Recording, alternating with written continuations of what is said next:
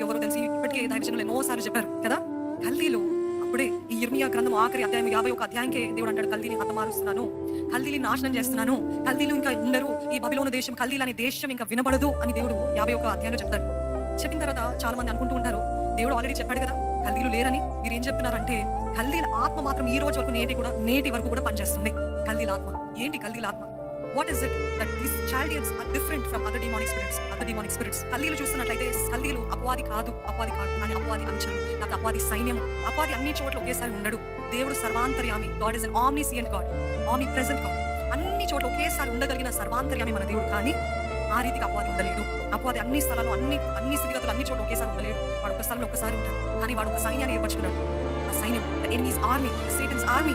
ఆ ఆర్మీలో ఒక భాగం ఎవరంటే కల్దీలు.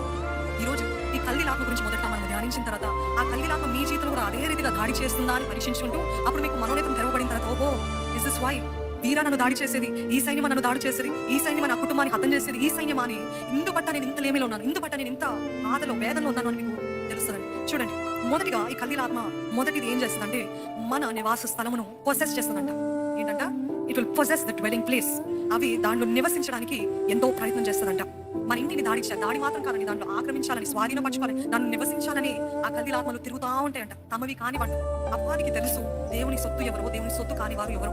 దేవుని సొత్తు కాని వారిని ఏ రీతిగా అసలు డిస్టర్బ్ చేయడానికి. ఈ రోజు మనం గమనించుకోవాల్సింది ఏంటంటే నా నివాస స్థలములో ఈ కల్దీల ఆత్మ పనిచేస్తుందా, నేనున్న ఈ స్థలములో కల్దీల ఆత్మ పనిచేస్తుందా. రెండవది ఏంటంటే కీర్తనలు 83వ అధ్యాయము 1 నుండి 4 చదువు. దేవా ఊరకుండకుము, దేవా మౌనంగా ఉండకుము, ఊరకుండకుము. నీ శత్రువులు అల్లరి చేయుచున్నారు, నిన్ను ద్వేషించు వారు తల ఎత్తి ఉన్నారు. నీ ప్రజల మీద వారు కపటోపాయములు పన్నుచున్నారు, నీ మరుగుచొచ్చిన వారి మీద ఆలోచన చేయుచున్నారు. వారు ఇశ్రాయేలును పేరు ఇకను జ్ఞాపకము రాకపోనట్లు జనముగా నుండకుండా వారిని సంహరించుదుము రండని చెప్పుకొనుచున్నారు. సంహరించుదము రండని వారు చెప్పుకుంటున్నారు. రెండవది కల్దీల ఆత్మ ఏం చేస్తుందంటే కపటోపాయములు